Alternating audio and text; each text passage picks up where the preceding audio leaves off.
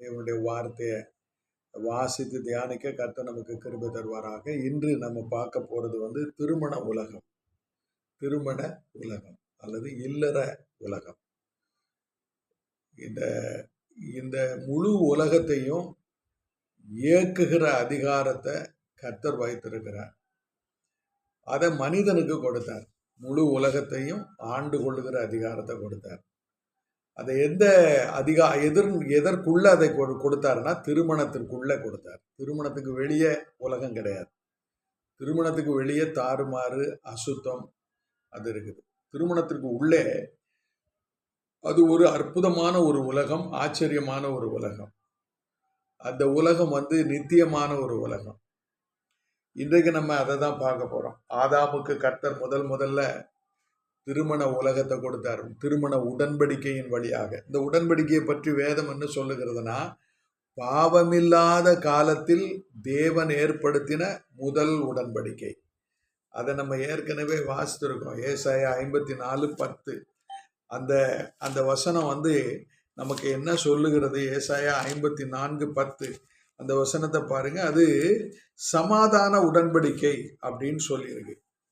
அந்த உடன்படிக்கையை கர்த்தர் எப்படி முக்கியப்படுத்துகிறார் என்றால், மலைகள் விலகினாலும் பர்வதங்கள் நிலை பெயர்ந்தாலும் என் கிருபை உன்னை விட்டு விலகாமலும் என் சமாதானத்தின் உடன்படிக்கை நிலை பெயராமலும் இருக்கும் என்று உன்மேல் மனதுருகுகிற கர்த்தர் சொல்லுகிறார்.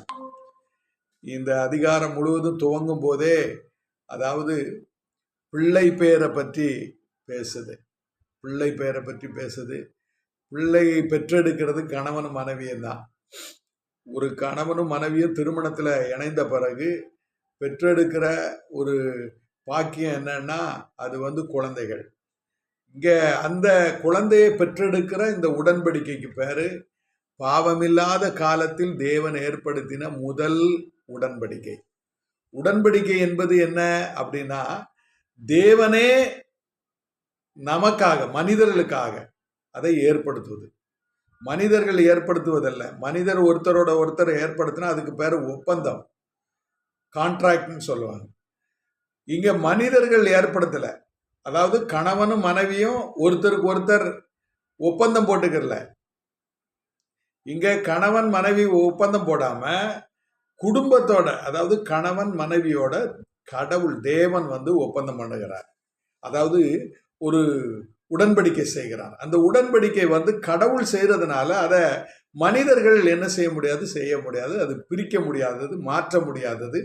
அது வந்து தேவனே நமக்கு அதை செய்கிறதுனால அது அவ்வளவு முக்கியமானது.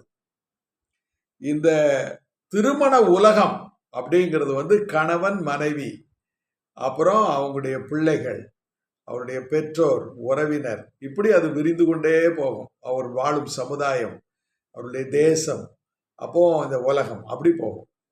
அந்த வட்டம் எங்க ஆரம்பிக்குது அப்படின்னா கணவன் மனைவி என்ற வட்டத்துக்குள்ள ஆரம்பிக்குது. இந்த கணவன் மனைவி என்ற இந்த உலகத்திற்குள்ள தேவன் இருக்கிறார். அவர் தான் முதல் மனிதர், முதல் நபர். தேவன் தான் முதல் நபர். திருமணத்துல தேவன் தான் முதல் நபர். அதை வந்து நீங்க அவரை மையப்படுத்தினீங்கன்னா ஒரு முக்கோணம் போல அது இருக்கும். எப்படி இருக்கும் அப்படின்னா, மேல தேவன், இந்த பக்கத்துல கணவன், வலது புறத்துல இடது புறத்துல மனைவி. இந்த ஒரு முக்கோணத்தை அங்க நம்ம பார்க்க முடியும். அதாவது முக்காலின்னு சொல்லுவாங்க. முக்காலின்னு சொன்னா அது வந்து உட்காருவதற்கு உறுதியா இருக்கும், நிலையானது, உறுதியானது. அப்போ திருமண உடன்படிக்கை, அதாவது திருமண உலகம் என்பது 3 பேர் சார்ந்தது. ஒன்று தேவன், 2 கணவன், அப்புறம் மனைவி. இதற்கு பிறகு உண்டாகிற உறவுகள் எல்லாம் அடுத்த வட்டத்துக்கு போயிடும். இந்த கணவன் மனைவியை அடுத்து வந்து குழந்தைகள் வருவாங்க. அதற்கு அடுத்து பெற்றோர் இருப்பாங்க, உறவினர்கள் இருப்பாங்க. அப்புறம் பார்த்தீங்கன்னா நாம் வாழும் சமுதாயம் வரும். சமுதாயத்திற்கு அடுத்து பார்த்தீங்கன்னா நாம் வாழும் தேசம் வரும், மொழி வரும். இப்படி போகும். அப்படியே போய் நம்முடைய நாடு, உலகம் அப்படி செல்லும்.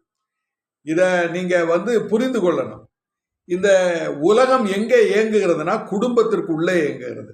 அதாவது திருமணத்திற்குள்ளே தான் உலகம் இயங்குகிறது. திருமணத்திற்கு வெளியே உலகம் இயங்கலை. திருமணத்திற்கு வெளியே ஒன்று நடந்தா அது வந்து மோசமான விளைவுகளை ஏற்படுத்தும், வீழ்ச்சியை ஏற்படுத்தும், அல்லது மிக மோசமான அழிவை ஏற்படுத்தும். இதை நம்ம புரிந்து கொள்ளணும். அப்போ திருமண உடன்படிக்கை என்பது முதல் உடன்படிக்கை, பாவமில்லாத காலத்தில் தேவன் ஏற்படுத்தின ஒரு உடன்படிக்கை. அது ஏதேனின் உடன்படிக்கை, அப்படி எடுத்துக்கலாம், ஏதேனில் உடன்படிக்கை. இப்போ பாருங்க, இந்த திருமண உடன்படிக்கை வந்து முதல் ஏன் ஏற்படுத்தப்பட்டதுன்னா, இது வந்து மரண பரியந்தம் இணைஞ்சு வாழணுங்கிறதுக்காக ஏற்படுத்தப்பட்டது. பாதியில பிரிஞ்சு போறதுக்கு உரியது இல்லை. இணைஞ்ச பிறகு பிரிவதற்கு வாய்ப்பே கிடையாது, அதை முயற்சிக்க கூடாது. அப்போ இது வந்து திருமண உடன்படிக்கை என்பது மரண பரியந்தம். நம்ம வந்து அந்த நம்பிக்கையில நம்ம வந்து உறுதியாக இருக்கணும். ஒரு வசனத்தை பாருங்க, எபிரேயர் 6ஆம் அதிகாரம், எபிரேயர் எழுதின நிருபம் 6ஆம் அதிகாரத்தில் ஒரு வார்த்தையை நம்ம பார்க்கலாம். எபிரேயர் 6ஆம் அதிகாரத்தில் இந்த வார்த்தை நமக்கு இருக்குது பாருங்க. 6:11, நீங்கள் அசதியாய் இராமல் வாக்குத்தத்தமான ஆசீர்வாதங்களை விசுவாசத்தினாலும் நீடிய பொறுமையினாலும் சுதந்தரித்து கொள்ளுகிறவர்களை பின்பற்றுவர்களாயிருந்து உங்களுக்கு நம்பிக்கையின் பூரண நிச்சயம் உண்டாகும்படி நீங்கள் யாவரும் முடிவு பரியந்தம் அப்படியே ஜாக்கிரதையை காண்பிக்க வேண்டும் என்று ஆசையாயிருக்கிறோம். இது கணவன் மனைவிக்கு கர்த்தர் சொல்லுகிற வார்த்தை. நம்ம பார்க்குறோம், உலகத்தை உண்டாக்குனாரு. உலகத்தை உண்டாக்கி கணவன் மனைவி, அதாவது ஆதாம் ஏவாளை உருவாக்கி அவர்களுக்கு ஒரு குடும்ப இல்லற வாழ்வை கொடுத்து அந்த உலகத்தில் அவர்கள் இருவரும் நம்பிக்கையோட முடிவு பரியந்தம் வாழணும். இதுதான் ஆண்டவருடைய திட்டம். இது பாவம் பூமியில அதாவது குடும்பத்திற்குள்ள நுழைவதற்கு முன்பு தேவன் ஏற்படுத்தின ஒரு உடன்படிக்கை. இதை நம்ம வந்து மறந்து போகக்கூடாது. இது நம்பிக்கைக்குரிய உடன்படிக்கை. இது என்ன உடன்படிக்கை? நம்பிக்கையின் உடன்படிக்கை. கணவன் மனைவி உறவு வந்து நம்பிக்கையின் உறவு. இந்த உறவுல தேவன் வந்து முதல்ல இருக்கிறார்.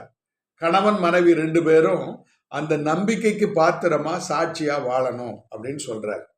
இப்ப பாருங்க, இந்த உடன்படிக்கையினுடைய வந்து இந்த திருமண உடன்படிக்கையை கர்த்தர் வந்து நன்மை என்று சொல்லுகிறார். நீங்க பாத்தீங்கன்னா நீதிமொழிகள் 18ஆம் அதிகாரம் 22ஆம் வசனத்தை பாருங்க. 18:22 திருமணம் என்பது பாருங்க, 18:2 அந்த வசனத்தை பாருங்க. மனைவி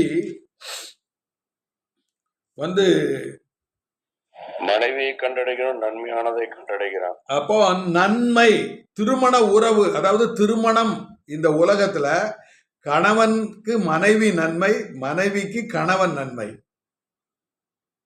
அதாவது இந்த பூமியில வந்து என்ன நினைக்கிறாங்கன்னா, வைரம் வைடூரியம் சொத்து அப்புறம் பணம் வீடு ஆஸ்தி இதெல்லாம் நன்மைன்னு நம்ம சொல்றோம்.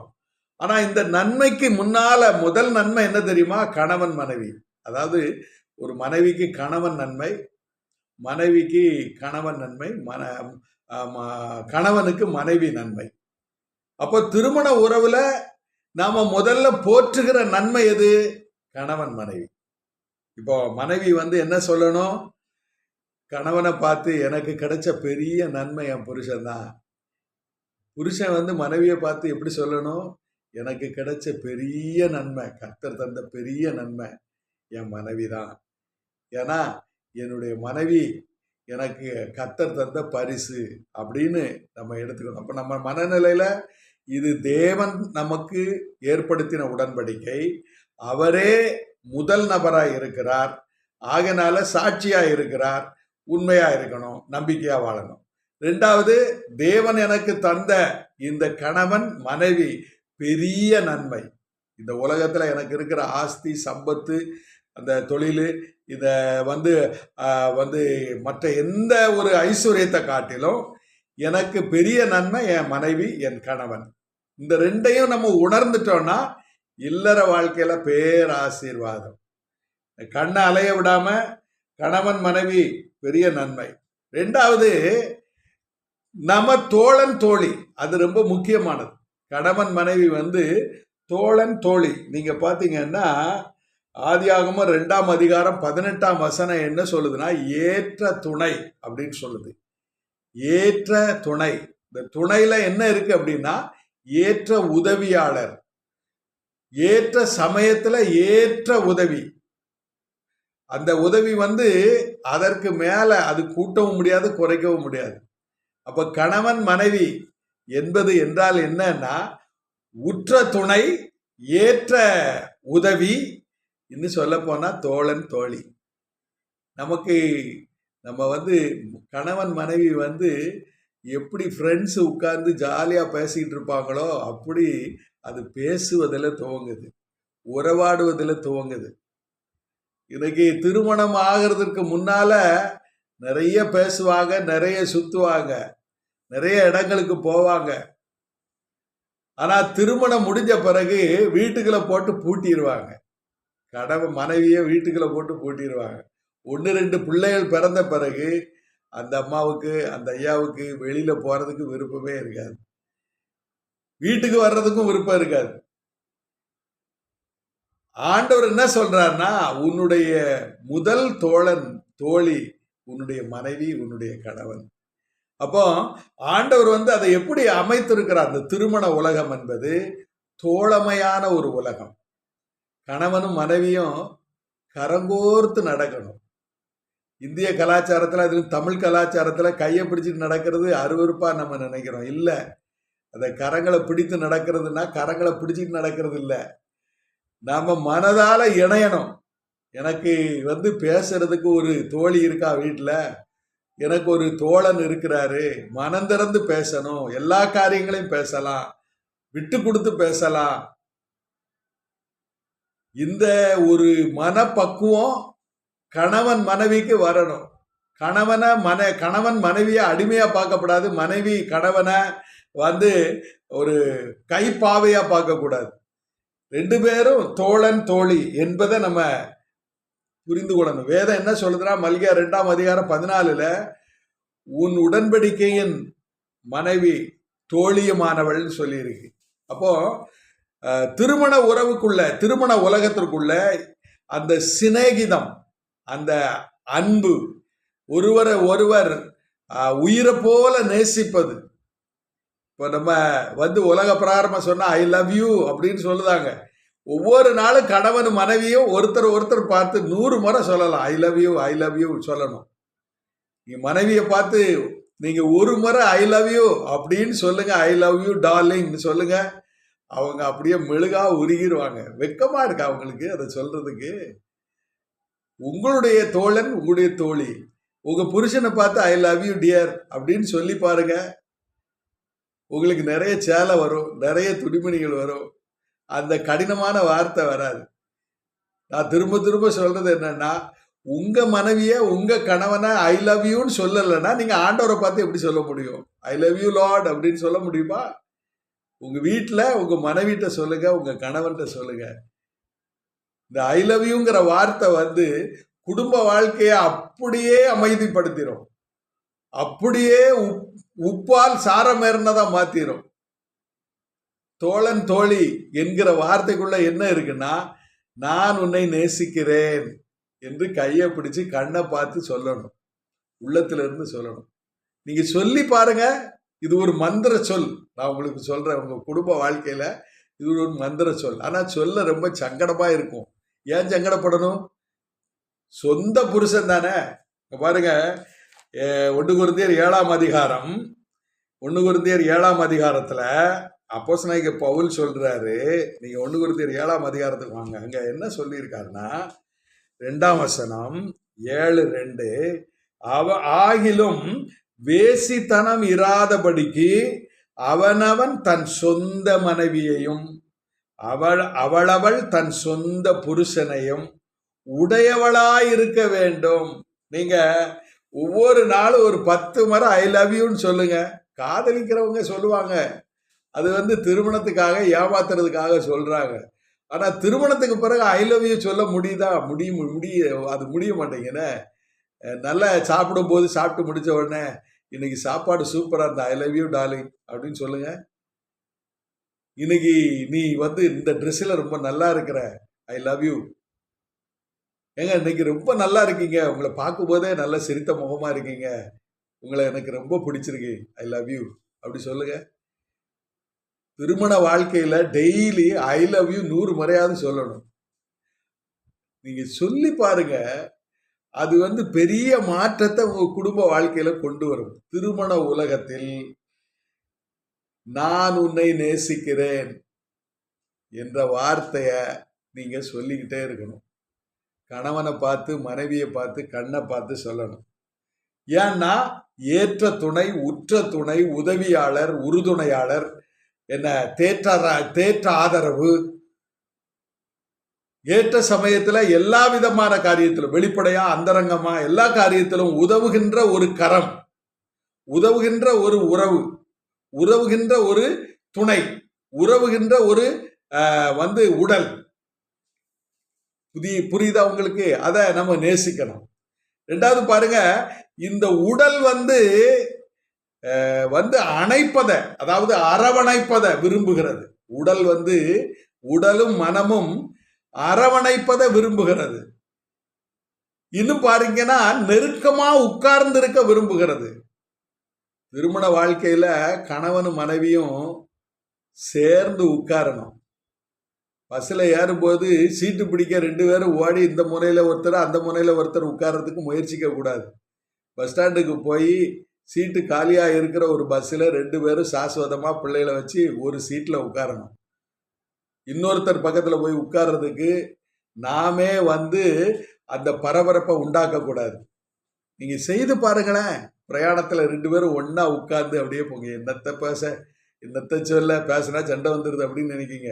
இல்லை, அப்படி ஒன்றாக உட்கார்ந்து இருப்பதும் ஒன்றாக பயணிப்பதும் திருமண உலகத்தினுடைய உச்சம். அதுதான் இன்பத்தின் அடையாளம். அப்புறம் பாருங்க, திருமணத்துல கணவன் மனைவி ஊற்றுக்கண். அதை பார்த்தீங்கன்னா நீதிமொழிகள் 5ஆம் அதிகாரம் 18ஆம் வசனம் நீங்க எடுத்து பாருங்க. 5:18. அது வந்து ஒரு ஊற்று. அது வந்து எடுக்க எடுக்க ஊறிக்கிட்டே இருக்கும். 70 வயது, 80 வயது, 90 வயது, 90 வயசுல வந்து சாராள் பிள்ளை பெத்தாண்டா எப்படி இருந்திருக்கும் யோசிச்சு பாருங்க. நீங்க கற்பனை பண்ணி பாருங்க. ஒரு 90 வயசு பாட்டி கற்பமா இருக்கான்னு வச்சுக்கிடுவோம், எப்படி இருக்கும்? எப்படி இருக்கு? நல்ல யோசனை பண்ணி பாருங்க. அந்த உலகத்துல அவங்களும் வாழ்ந்திருப்பாங்க. அவங்களும் வந்து பகல்ல வெளியில வேலைக்கு போயிருப்பாங்க, பிரயாணம் பண்ணியிருப்பாங்க. சாராளை கொட்டிக்கிட்டு ஆவரகம் போறான். அவன் வந்து சாராள் வயத்தை தள்ளிட்டு போறான். வயசு என்ன? 90 வயசு. ஆபிரகாமுக்கு என்ன வயசு? 100 வயசு. தள்ளாடுகிற வயத்துல பிள்ளையோட போறான். அந்த நிலையை எண்ணி பாருங்க. இப்ப எவ்வளவு அந்யோன்யமா ஐக்கியமா அவங்க வந்து ஆசையா இருந்தா அதை தாங்கி இருப்பாங்க. எண்ணி பாருங்க. நமக்கு ஒரு ஒரு ஒரு ஒரு ஒரு குழந்தைகள் பிறந்து ஒரு 3வது குழந்தை அல்லது 2வது குழந்தை 10 வருஷம் கழிச்சு பிறந்தா நமக்கு எவ்வளவு வெக்கமா இருக்கு. சை, என்ன இப்படி இருக்கு இந்த மனுஷன் அப்படின்னு நம்ம நினைச்சுக்கிட்டு ஒருத்தர் குறை சொல்லிட்டு இருப்போம். ஆனா ஆபிரகாம் அப்படி நினைக்கல. 90 வயதுல சாராள் கற்பகுதி ஆகுதா, இவ வந்து 100 வயது. அந்த 10 மாசம் அந்த பிள்ளைய அவங்க பெருக்கும் வரைக்கும் அவன் என்ன வீட்டுக்குள்ளேயே அடைஞ்சிருப்பா. அப்ப எவ்வளவு ஒரு அன்பும் பாசமும் 2 பேருக்குள்ள ஒரு தைரியமும் ஒரு ஒரு ஒரு இணக்கமான ஒரு சூழ்நிலை இருந்திருக்கும் பாருங்க. திருமணத்துல அவ்வளவு இருக்கு. நம்ம நிறைய மிஸ் பண்றோம். கணவனை மிஸ் பண்றோம், மனைவியை மிஸ் பண்றோம், உணர்வுகளை மிஸ் பண்றோம், சந்தர்ப்பங்களை மிஸ் பண்றோம். ஊற்றுக்கண். மனைவி ஒரு ஊற்றுக்கண், எல்லா புருஷன் ஒரு ஊற்றுக்கண். அதாவது சந்தோஷத்திற்கான ஒரு ஊற்றுக்கண், மகிழ்ச்சிக்கான ஒரு ஊற்றுக்கண், பரிசுக்கான ஒரு ஊற்றுக்கண் யாருன்னா கணவன் மனைவி தான். எத்தனைதான் நம்ம பிள்ளைகளை பெற்று வளர்த்தாலும் அந்த பிள்ளைகள் ஒரு குறிப்பிட்ட காலத்துல சிறகடிச்சு பறந்துரும். தெரியுமா? நீங்க திருமண வாழ்க்கைய வேதத்தின் அடிப்படையில பாருங்க. ஆதியாகமம் 9ஆம் அதிகாரம், 8ஆம் அதிகாரம் 8:22 8:22 ஸ்கிரீன்ல போடுங்க பிரதர். 8:22 என்ன போட்டிருக்கு? பூமி உள்ள நாளளவும், பூமி உள்ள நாளளவும், நல்லா கவனிங்க, திருமண உலகம் உள்ள வரைக்கும் விதைப்பும் அறுப்பும் சீதளமும் உஷ்ணமும் கோடை காலமும் மாரி காலமும் இரவும் பகலும் ஒளிவதில்லை என்று தம்முடைய உள்ளத்தில் சொன்னார். உங்களுக்கு புரியுதா? திருமண உலகம் ஒரு சீசன் மாதிரி. திருமண உலகத்துல 4 சீசன் இருக்கு. அதாவது 4 காலங்கள் இருக்கு. 4 காலங்கள் தான். இங்க என்ன சொல்லி இருக்குது? பூமி உள்ள நாளளவும், பூமி உள்ள நாளளவும் விதைப்பும் அறுப்பும் சீதளமும், சீதளமும்னா மழைக்காலம், உஷ்ணம் கோடைகாலம், கோடைகாலமும் மாரிகாலமும் பகலும் இரவும் ஒளிவதில்லை. அப்போ சீசன் 4 சீசன். என்னென்ன சீசன்? ஒன்று பருவ காலங்களில் 4 காலம் இருக்குது. அது என்ன அப்படின்னா, முதல்ல நமக்கு அந்த முதல் காலம் என்ன காலம் அப்படின்னா,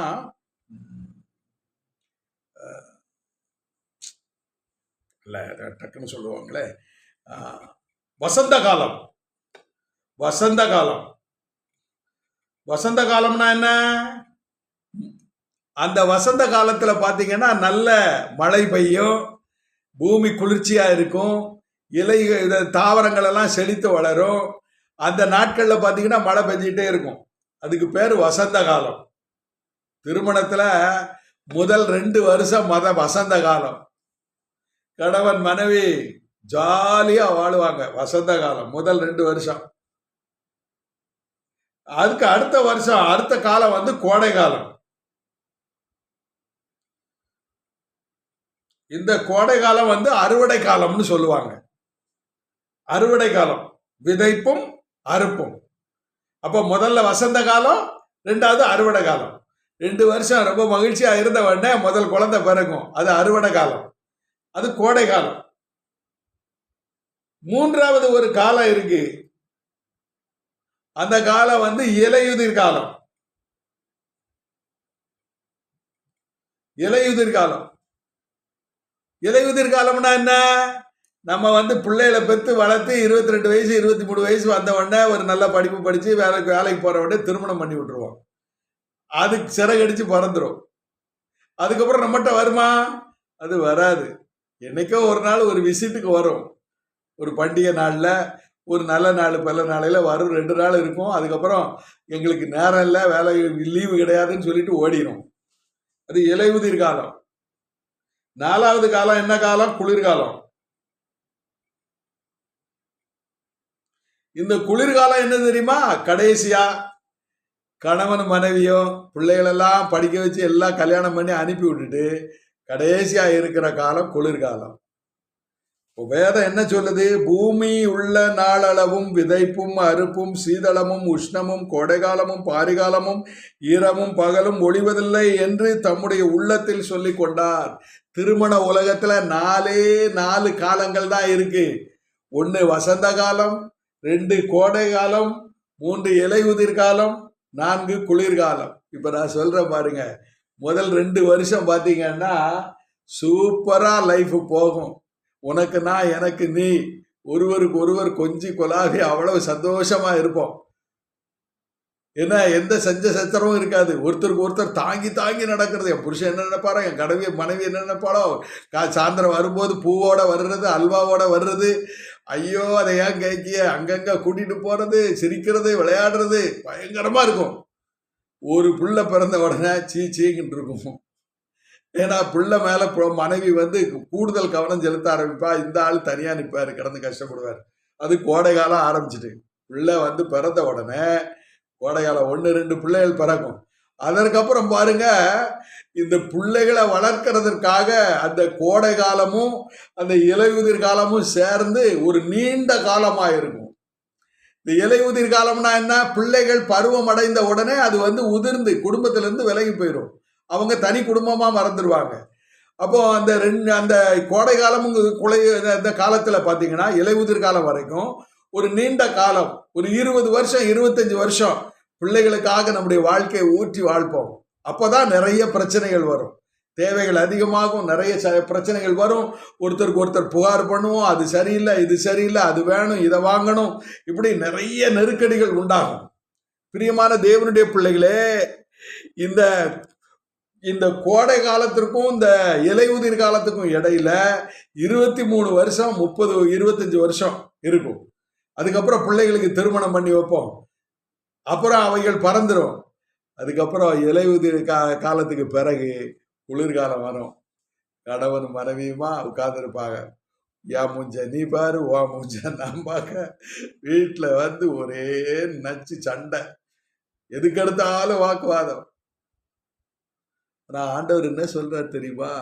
இந்த 4 காலங்களையும் நாம மகிழ்ச்சியா கொண்டாடும்படி திருமண உலகத்தை ஆசீர்வாதமா வச்சிருக்காரு. அதுக்கு தான் அவர் என்ன சொல்றாரு? கணவன் நன்மை, மனைவி நன்மை, தோழன் தோழி, ஊற்றுக்கண். இந்த 3 பாயிண்ட உங்க வாழ்க்கையில மனசுல வச்சுக்கங்க.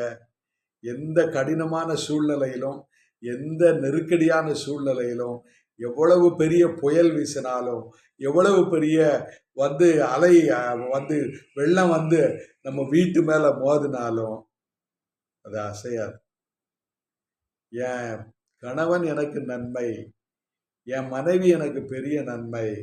இந்த உடன்படிக்கையில கர்த்தர் இருக்கிறார். இந்த உடன்படிக்கையில என்னுடைய கணவன், என்னுடைய மனைவி, தோழன் தோழி, நான் உயிருக்கு உயிரை அவங்களை நேசிப்பேன். எந்த வயசிலும் நான் ஐ லவ் யூ சொல்ல மறக்க மாட்டேன். என் மனைவியை பார்த்து ஐ லவ் யூ. நீங்க அந்தரங்கத்துல இருக்கும்போது உங்க மனைவி உங்க கணவனை பார்த்து நெஞ்சார மனதார லவ் யூ சொல்லுங்க. இது ஒரு மந்திர சொல். நீங்க சொல்லி பாருங்க. ஒரு காலத்துல ரொம்ப சொன்னோம், இப்ப சொல்ல மாட்டேங்கிறோம். இப்ப சொல்லுங்க, கர்த்தர் உங்களை ஆசீர்வதிப்பார். ஒரு பெரிய ஊற்றுக்கண். இந்த திருமண உலகத்தை கட்டி எழுப்புகிறவர்கள் புத்திசாலிகள். வேத அடிப்படையில கட்டி எழுப்புங்கள். இதை கர்த்தர் நமக்கு சொல்லி இருக்கிறார். இது கர்த்தர் தந்த உடன்படிக்கை. இந்த உடன்படிக்கையை நீங்க நேசித்து, இந்த உடன்படிக்கையை ருசித்து ருசித்து வாழும்போது இங்கேயே ஒரு குட்டி பரலோகத்தை அனுபவிக்கலாம். உங்களுக்காக காத்திருக்கிற ஒரு கணவன் மனைவி இருக்கிறாங்க. உங்களுக்காக பணியாற்ற ஒரு கணவன் மனைவி இருக்கிறாங்க. உங்களுக்காக வாழ்வதற்காகவே தங்களுடைய வாழ்க்கையை அர்ப்பணிக்கிற உங்களுடைய துணை இருக்கிறது. இதை கர்த்தர் தந்தார் என்ற உணர்வோடு நம்முடைய குடும்பங்களை கொண்டு செல்லும் போது நம்முடைய குடும்பம் பெரிய பல்கலைக்கழகமாக மாறும். ஆண்டவர் இந்த காலை வேளையில நம்மை ஆசீர்வதிப்பாராக. கண்களை மூடி ஜெபிப்போம். நல்ல ஆண்டவரே, திருமண உலகம் என்ற இந்த பாடத்தை நாங்கள் படித்தோம். ஆண்டவரே கர்த்தாவே, இந்த திருமண உலகத்துல கணவனும் மனைவியும் நல்ல நன்மை, உச்சிதமான நன்மை, உயர்ந்த நன்மை. ஆண்டவரே, இந்த உடன்படிக்கை பாவமில்லாத காலத்தில் நீர் ஏற்படுத்தின உடன்படிக்கை. ஆண்டவரே, இந்த உடன்படிக்கையில கணவனும் மனைவியை நாங்கள் தோழன் தோழியாக அன்பாக, ஆண்டவரே கர்த்தாவை சிநேகமாக வாழ எங்களுக்கு கற்றுக் கொடுத்திருக்கிறீர். ஆண்டவரே, இந்த உடன்படிக்கையில ஆண்டவரே கணவனும் மனைவியும் எங்களுக்கு ஊற்றுக்கண் என்பதை நாங்கள் மறந்து போகாமல் ஒருவரை ஒருவர் உள்ளன்போடு நேசிக்க இந்த பருவ காலங்கள், வசந்த காலம், கோடை காலம், இலையுதிர் காலம், குளிர்காலங்களிலே கர்த்தாவே நாங்கள் ஒருவரை ஒருவர் நேசித்து அன்போடு வாழ்ந்து உடைய ராஜ்யத்தை சேர எங்களுக்கு உதவி செய்யும். இயேசு கிறிஸ்துவின் உன்னத நாமத்தில் வேண்டுகிறோம் நல்ல பிதாவே. ஆமென்.